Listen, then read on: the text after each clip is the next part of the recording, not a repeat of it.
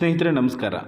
Birds planet Karnataka YouTube ಚಾನಲ್ಗೆ ಸ್ವಾಗತ ಸುಸ್ವಾಗತ. ಸ್ನೇಹಿತರೆ, ಈಗ ನಾನು ಹೇಳಲು ಹೊರಟಿರ್ತಕ್ಕಂತಹ ವಿಚಾರ ಯಾವುದೇ ಮೂಢನಂಬಿಕೆಗಳನ್ನು ಹರಡುವುದಾಗಲಿ ಅಥವಾ ಅವುಗಳನ್ನು ವೈಭವೀಕರಿಸಿ ಹೇಳುವುದಾಗಿಯೂ ಆಗಿರುವುದಿಲ್ಲ.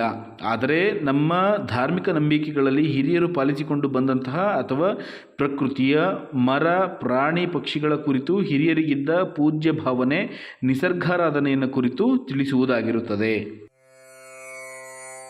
ಸ್ನೇಹಿತರೆ, ಹಿಂದೂ ಧರ್ಮದ ಅನುಸಾರ ಅತ್ಯಂತ ಪೂಜ್ಯನೀಯ ಹಾಗೂ ಶ್ರೇಷ್ಠ ಮರಗಳಲ್ಲಿ ಆಲದ ಮರವು ಕೂಡ ಒಂದಾಗಿದೆ. ಶತಮಾನಗಳ ಕಾಲ ಬದುಕುವ ಮತ್ತು ಬೆಳೆಯುವ ಶಕ್ತಿಯನ್ನು ಹೊಂದಿರುವಂತಹ ಮರಗಳಲ್ಲಿ ಆಲದ ಮರವನ್ನು ಸಹ ಗುರುತಿಸಲಾಗಿದೆ. ದೇವರು ತನ್ನ ಭಕ್ತರ ಆಶ್ರಯಕ್ಕಾಗಿ ಈ ಮರವನ್ನು ಕರುಣಿಸಿದ್ದಾನೆ ಎನ್ನುತ್ತಾರೆ. ಸಕಲ ದೇವರುಗಳ ಸಂಪರ್ಕವನ್ನು ಹೊಂದಿರುವಂತಹ ಮರಗಳಲ್ಲಿ ಇದು ಒಂದಾಗಿದೆ ಎನ್ನುವ ಪ್ರತೀತಿ ಇದೆ.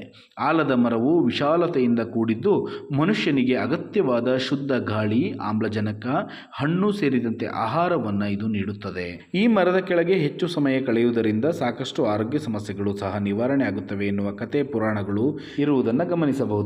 ಬಹುಶಃ ಮರ ದೊಡ್ಡದಾಗಿರುವುದರಿಂದ, ಅಗಲವಾದ ಎಲೆಗಳನ್ನು ಹೊಂದಿರುವುದರಿಂದ, ಹೆಚ್ಚು ಆಕ್ಸಿಜನ್ ಪ್ರಮಾಣ ಮರದ ಸುತ್ತಲೂ ಇರುವುದರಿಂದಾಗಿ ಈ ಭಾವನೆ ಇರಬಹುದೆಂದು ನಾನು ಭಾವಿಸುತ್ತೇನೆ. ಸ್ನೇಹಿತರೆ, ನಾನು ಇವುಗಳ ಬಗ್ಗೆ ಕೆಲವರಲ್ಲಿ ಕೇಳಿದಾಗ ಹಾಗೆಯೇ ಮಾಹಿತಿ ಹುಡುಕಿದಾಗ ತುಂಬ ಗಾಬರಿಗೊಳಗಾದೆ. ಇಂತಹ ನಂಬಿಕೆಗಳು ಇವೆಯಾ ನಮ್ಮ ಹಿಂದೂ ಧರ್ಮದಲ್ಲಿ ಅಂತ. ಒಂದೊಂದಾಗಿ ಹೇಳೋದಾದರೆ, ಭಾನುವಾರದಂದು ಆಲದ ಮರದ ಎಲೆಯ ಮೇಲೆ ತಮ್ಮ ಇಷ್ಟಾರ್ಥವನ್ನು ಬರೆದು ನದಿಯಲ್ಲಿ ಬಿಟ್ಟರೆ ಇಷ್ಟಾರ್ಥಗಳೆಲ್ಲ ಸಿದ್ಧಿಸ್ತಾವಂತೆ. ಶನಿವಾರದಂದು ಆಲದ ಮರದ ಬುಡಕ್ಕೆ ಅರಿಶಿನ ಮತ್ತು ಕುಂಕುಮವನ್ನು ಹಚ್ಚೋದ್ರಿಂದ ಅಥವಾ ಅರ್ಪಿಸೋದ್ರಿಂದ ವ್ಯಾಪಾರದಲ್ಲಿ ಹೆಚ್ಚು ವೃದ್ಧಿಯಾಗುತ್ತದಂತೆ. ಹಾಗೆ ಯಾವುದಾದ್ರೂ ಹಣ ವ್ಯಾಪಾರದಲ್ಲಿ ಸಿಕ್ಕಾಕೊಂಡಿದ್ರೆ ಆ ಹಣ ವಾಪಸ್ ಬರುತ್ತಂತೆ. ಹಾಗೆಯೇ ಪ್ರತಿನಿತ್ಯ ಕೂಡ ಆಲದ ಮರಕ್ಕೆ ತುಪ್ಪದ ದೀಪವನ್ನು ಹಚ್ಚಿ ವಿಷ್ಣುವನ್ನು ಧ್ಯಾನಿಸುವುದರಿಂದ ಕುಟುಂಬದಲ್ಲಿ ಯಾರಿಗಾದರೂ ಅನಾವಶ್ಯಕ ಭಯವಿದ್ದರೆ ಅಥವಾ ಮಾನಸಿಕ ಒತ್ತಡವಿದ್ದರೆ ಆಲದ ಮರದ ಕೆಳಗೆ ಹನುಮಾನ್ ಚಾಲಿಸವನ್ನು ಪಠಿಸುವುದರಿಂದ ಭಯ ದೂರವಾಗುತ್ತದಂತೆ, ಮಾನಸಿಕ ಒತ್ತಡ ಕೂಡ ನಿವಾರಣೆಯಾಗುತ್ತದೆ ಎನ್ನುತ್ತಾರೆ ಕೆಲವರು. ರಾತ್ರಿ ಮಲಗುವಾಗ ಆಲದ ಬೇರನ್ನು ತಲೆದಿಂಬಿನಡಿ ಇಟ್ಕೊಂಡ್ರೆ ವ್ಯಕ್ತಿಯ ಆರೋಗ್ಯದಲ್ಲಿ ಒಳ್ಳೆ ರೀತಿಯ ಚೇತರಿಕೆ ಕಾಣುತ್ತದಂತೆ, ಬೆಳವಣಿಗೆ ಆಗುತ್ತದಂತೆ. ಸ್ನೇಹಿತರೆ, ನೀವು ಜಯಮ್ಮನ ಮಗ ಚಲನಚಿತ್ರದಲ್ಲಿ ನೋಡಿರಬಹುದು. ಅಲ್ಲಿ ಒಂದು ದೃಶ್ಯದಲ್ಲಿ ಒಂದು ದೆವ್ವವನ್ನು ಅಥವಾ ನಕಾರಾತ್ಮಕ ಶಕ್ತಿ ಹೊಂದಿರತಕ್ಕಂತಹ ಒಂದು ಗೊಂಬೆಯನ್ನು ಆಲದ ಮರದಿಂದ ಕೀಳ್ತಾ ಇರ್ತಕ್ಕಂಥದ್ದು ಅಥವಾ ಆಲದ ಮರಕ್ಕೆ ದಾರವನ್ನು ಕಟ್ಟಿರ್ತಕ್ಕಂತಹ ಒಂದು ದೃಶ್ಯವನ್ನು ನೀವು ನೋಡಿರ್ಬೋದು. ಅದೇ ರೀತಿ 11 ಬಾರಿ ಬಿಳಿ ಹತ್ತಿ ದಾರವನ್ನು ಆಲದ ಮರದ ಬುಡಕ್ಕೆ ಕಟ್ಟಿ ನೀರು ಹಾಕಿದರೆ ನಕಾರಾತ್ಮಕ ಶಕ್ತಿ ದೂರವಾಗುತ್ತದೆಂದು ಇನ್ನು ಕೆಲವರು ನಂಬ್ತಾರೆ. ಹಾಗೆಯೇ ಆಲದ ಹರೆಯನ್ನು ಅಥವಾ ಕೊಂಬೆಯನ್ನು ಮನೆಯಲ್ಲಿಟ್ಕೊಂಡ್ರೆ ಪಾಸಿಟಿವ್ ಎನರ್ಜಿ ಮನೆಯಲ್ಲಿ ಹೆಚ್ಚುತ್ತದೆ ಎಂದು ಅಭಿಪ್ರಾಯಪಡುತ್ತಾರೆ. ಸ್ನೇಹಿತರೆ, ಈ ನಂಬಿಕೆಗಳಲ್ಲಿ ಸತ್ಯ ಇದೆಯೋ ಸುಳ್ಳಿದೆಯೋ ಅಷ್ಟೊಂದು ಮಾಹಿತಿ ನನಗಿಲ್ಲ. ಆದರೆ ನನಗನ್ನಿಸ್ತಾ ಇರೋದು ವಿಚಾರ ಏನಪ್ಪ ಅಂತ ಹೇಳಿದ್ರೆ, ಈ ಆಲದ ಮರಕ್ಕೆ ತುಪ್ಪದ ದೀಪ ಹಚ್ಚೋದು, ಹತ್ತಿ ದಾರ ಕಟ್ಟೋದು, ಪ್ರದಕ್ಷಿಣೆ ಹಾಕೋದು ಇತ್ಯಾದಿಗಳ ಕುರಿತು ಕೆಲವು ಬಲ್ಲವರು ಧಾರ್ಮಿಕ ಭಕ್ತರಿಗೆ ಹೇಳುವ ಬದಲು ಇಂತಿಷ್ಟು ಆಲದ ಗಿಡಗಳನ್ನು ನೀವು ನೆಟ್ಟರೆ ಒಳ್ಳೆಯದಾಗುತ್ತೆ, ಇಂತಿಷ್ಟು ಆಲದ ಗಿಡಗಳನ್ನು ಇಂತಿಷ್ಟು ಕಾಲದವರೆಗೆ ನೀವು ಪೋಷಣೆ ಮಾಡಿದ್ರೆ ಒಳ್ಳೆಯದಾಗುತ್ತೆ, ಇಂತಿಷ್ಟು ಆಲದ ಗಿಡಗಳಿಗೆ ನೀರು ಹಾಕಿದ್ರೆ ಒಳ್ಳೆಯದಾಗುತ್ತೆ ಅಂತ ಕೂಡ ಹೇಳ್ಬೋದಿತ್ತು. ಶನಿವಾರ ಭಾನುವಾರ ಆ ಹರೆಗಳನ್ನು ಎಲೆಗಳನ್ನು ಕಿತ್ತರೆ ಆಲದ ಮರವನ್ನು ಬೆಳೆಸೋರು ಯಾರು? ಸರಿ, ನೆಡೋಣ ಅಂದರೆ ತಮ್ಮ ಆಲದ ಗಿಡ ನೆಟ್ಟರೆ ಅದರಲ್ಲಿ ದೇವರು ಸೇರ್ಕೋತಾನೆ, ಅದು ದೊಡ್ಡದಾಗಿ ಇಡೀ ಊರನ್ನೇ ನುಂಗಾಕೋಷ್ಟು ಬೆಳೀತದೆ ಅಂತ ಕೆಲವು ಊರಿನ ಜನ ಮಾತಾಡೋದನ್ನು ಕೇಳಿಸ್ಕೊಂಡ್ರೆ, ಅಯ್ಯೋ ದೇವರು, ಇವ್ರ ತಲೆಗೆ ಏನು ಇಟ್ಟಿದ್ದಾನೆ ದೇವರು, ಸಗಣಿ ಇಟ್ಟಿದ್ದಾನೆ ಮೇಜುಳು ಇಟ್ಟಿದ್ದಾನೆ ಅಂತ ಕನ್ಫ್ಯೂಸ್ ಆಗುತ್ತೆ. ಸರಿ, ಈ ವಿಚಾರ ಇಲ್ಲಿಗೆ ನಿಲ್ಲಿಸಿ ಮುಂದುವರಿಯೋದಾದರೆ, ಸ್ನೇಹಿತರೆ, ಬರೀ ಭಾರತದಲ್ಲಷ್ಟೇ ಅಲ್ಲ, ಏಷ್ಯಾದ ಇನ್ನಿತರೆ ರಾಷ್ಟ್ರಗಳಲ್ಲಿ ಹಾಗೆಯೇ ಪೆಸಿಫಿಕ್ ಕಥೆಗಳಲ್ಲಿ ಹಾಗೆ ಕೆಲವು ಧರ್ಮಗಳಲ್ಲಿ ಪ್ರಮುಖವಾಗಿ ಆಲದ ಮರವನ್ನು ಒಳಗೊಂಡಿರ್ತಕ್ಕಂತಹ ವಿಚಾರಗಳಿವೆ. ಬೌದ್ಧ ಧರ್ಮದ ಪಾಲಿ ಕ್ಯಾನನ್ನಲ್ಲಿ ಆಲದ ಬಗ್ಗೆ ಹಲವಾರು ಉಲ್ಲೇಖಗಳನ್ನು ನಾವು ಕಾಣಬಹುದು. ವಿಯೆಟ್ನಾಂನಲ್ಲಿರ್ತಕ್ಕಂತಹ ಒಂದು ಪುರಾಣದಲ್ಲಿ ಹೇಳೋ ವಿಚಾರ ಏನಪ್ಪ ಅಂತ ಹೇಳಿದ್ರೆ, ಚಂದ್ರನ ಮೇಲಿನ ಕಪ್ಪು ಗುರುತುಗಳು ಆಲದ ಅಥವಾ ಈ ಮಾಂತ್ರಿಕ ಮರವನ್ನು ಕುರಿತಾಗಿದೆ ಅಂತ. ಆರಂಭದಲ್ಲಿ ಭೂಮಿಯ ಮೇಲೆ ಕುಯಿ ಎಂಬ ವ್ಯಕ್ತಿಯಿಂದ ಈ ಆಲದ ಮರವು ನೆಡಲ್ಪಡುತ್ತದಂತೆ.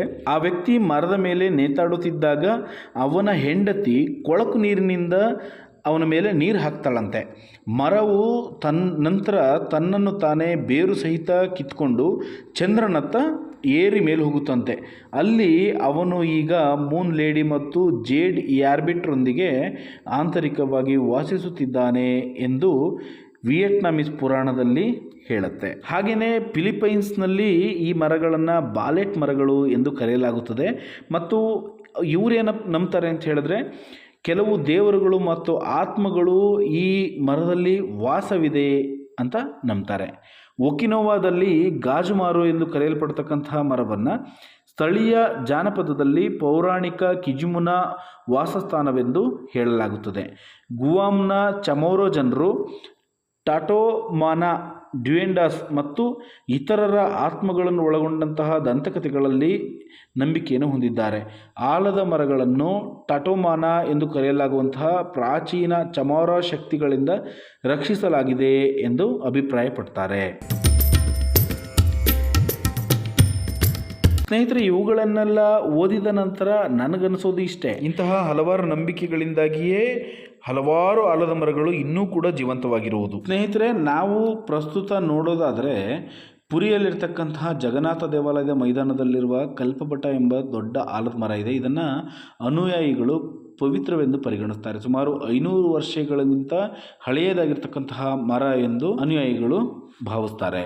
ಹಾಗೆಯೇ ಈ ಮೊದಲೇ ಹೇಳಿದಂತೆ ಕೋಲ್ಕತ್ತಾದ ಬೊಟಾನಿಕಲ್ ಗಾರ್ಡನ್ನಲ್ಲಿರ್ತಕ್ಕಂತಹ ಆಲದ ಮರ, ಆಂಧ್ರ ಪ್ರದೇಶದ ಕದಿರಿಯಿಂದ ಸುಮಾರು 35 ಕಿಲೋಮೀಟರ್ ದೂರದಲ್ಲಿರ್ತಕ್ಕಂತಹ ತಿಮ್ಮಯ್ಯ ಮರ್ರಿಮಾನು ಎಂಬಂತಹ ಆಲದ ಮರ, ಹವಾಯಿ ದ್ವೀಪದಲ್ಲಿರ್ತಕ್ಕಂತಹ ಆಲದ ಮರ, ಹಾಗೆಯೇ ಸಂಗೊಳ್ಳಿ ರಾಯಣ್ಣನ ಸಮಾಧಿಯಲ್ಲಿರ್ತಕ್ಕಂತಹ ಆಲದ ಮರ, ಹೀಗೆ ಹಲವಾರು ರೀತಿಯ ಮರಗಳನ್ನು ನಾವು ಕಣ್ಣಾರೆಯಾಗಿ ಈಗೂ ಕೂಡ ನೋಡಬಹುದು. ಸ್ನೇಹಿತರೆ, ಇಷ್ಟೆಲ್ಲ ಕೇಳಿದ ಮೇಲೆ ಹೇಳೋ ಮಾತು ಇಷ್ಟೇ ಸ್ನೇಹಿತರೆ, ಆಲದ ಗಿಡವನ್ನು ನೆಡೋದು, ಆಲದ ಗಿಡಗಳಿಗೆ ಕಾಂಡಕ್ಕೆ ನೀರನ್ನು ಹಾಯಿಸೋದು, ಈಗಾಗಲೇ ಕಟ್ಟೆಗಳನ್ನು ಕಟ್ಟಿರತಕ್ಕಂತಹ ಆಲದ ಮರಗಳ ಕಟ್ಟೆಗಳನ್ನು ಭೂಮಿಯ ಮೇಲ್ಭಾಗದಿಂದ ಎತ್ತರಿಸಿ ಹೊಸದಾಗಿ ನಿರ್ಮಿಸೋದು, ಅಂದರೆ ಆಲದ ಬೇರುಗಳು ಹರಡುವಂತೆ ಅವಕಾಶ ಮಾಡಿಕೊಡೋದು, ಆಲದ ಮರದ ಹರೆಗಳನ್ನು ಕಡಿಯುವುದನ್ನು ತಪ್ಪಿಸೋದು, ರಸ್ತೆಯ ಬದಿಯಲ್ಲಿರ್ತಕ್ಕಂತಹ ಹಳೆಯದಾಗಿರುವಂತಹ ಆಲದ ಮರಗಳನ್ನು ನಾವುಗಳು ರಕ್ಷಣೆ ಮಾಡೋದು, ಹಾಗೆಯೇ ವೃಕ್ಷರಕ್ಷದಂತಹ ತಂಡಗಳನ್ನು ಕಟ್ಟಿ